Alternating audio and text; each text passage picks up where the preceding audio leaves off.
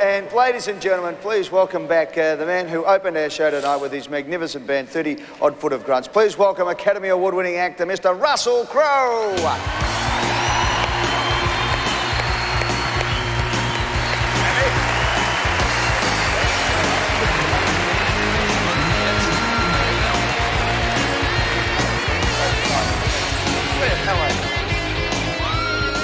Hello, everybody. Russel Crowe, everybody. How about that? Russell, the song you played tonight, what's her name? You wrote the song as well? Yep.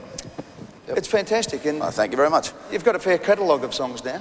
Yeah, it's building up. We're just on the last 3 weeks of this tour. We're Melbourne on Friday night at the Mercury Lounge, and then we're in Perth on Saturday.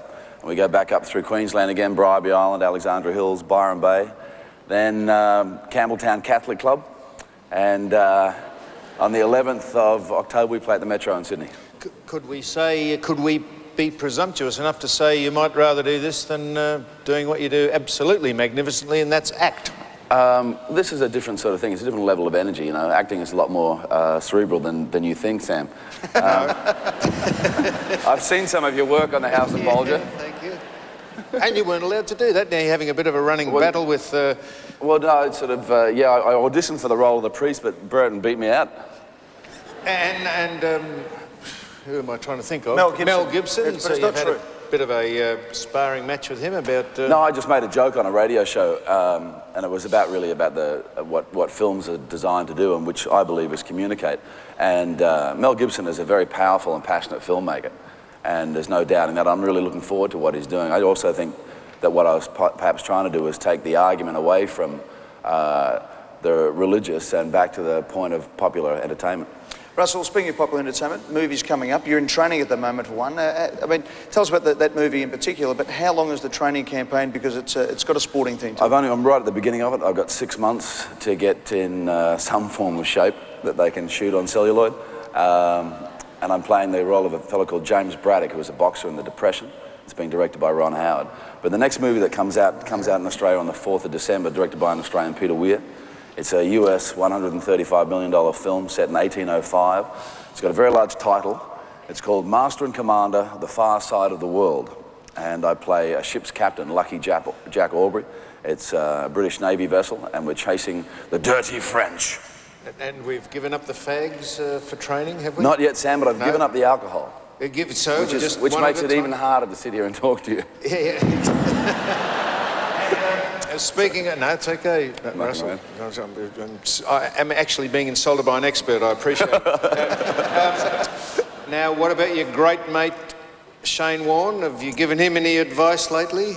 Not lately. I haven't been able to talk to Shane, but I'm sure him and Simi are enjoying their time by themselves, and they'll come back and he'll be ready for next year. I actually got a text message from Shane this week. You wouldn't believe it. He did.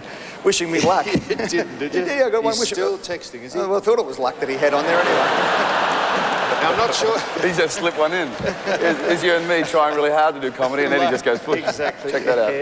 Houston Crab, another fine actor. Actually, I'm glad Russell's here. One of the things I found really difficult, Russ, was carrying the cast for most of the year in the House of Bulger. Just wondering how you deal with the pressure of that. You know, Sam's obviously inferior.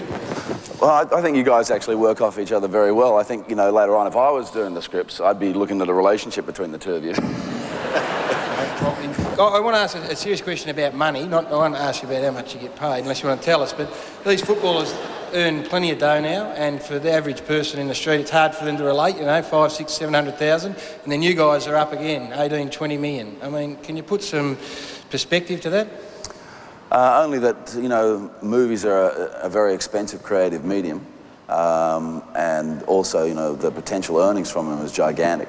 So, as with any sort of situation like that, you know, the money that's available to be made gets divided, you know. So, and I think you see that in all professional sports. You know, it's happened, you know, probably more so in the last 15 years than any other time, where there is more of a sharing of the wealth, so to speak. And that's, you know, I suppose that's what happens with the movies. But, you know, whatever you read in magazines, you know, take off a couple of zeros, minus it, you know, chop it off, and then you might get somewhere close to reality.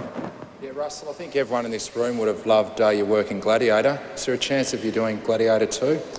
Yeah, I'm going to be in Gladiator 2. I'm going to be in the ashtray in scene 1. He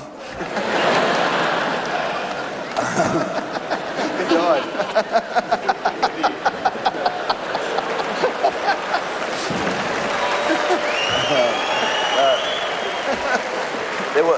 He's just come back from the end of season trip, Russell. I wasn't being disrespectful, Matt. I was just making a gag. Play for the greatest team in the comp. What can I say? Nick. Yeah, Russell, the Tigers. Nick. Just wondering, Russell, what you've got planned for your impending fatherhood, whether you take a bit of time off or, what have you got in store? We've been really discussing that point, and I've got a lot of friends who've got kids, and I think what it's come down to is really for the next 5 years I'll probably work harder because I want to be picking my boy up from school. And just before we get on,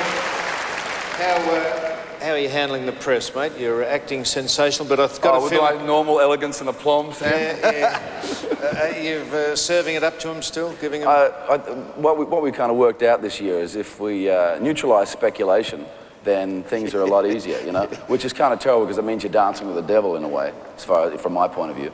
But, just telling people that it's a boy, for example, means that we don't have guys poking through the bushes and, waiting outside, because that's exactly what they actually do, which is, it's a strange way to live your life.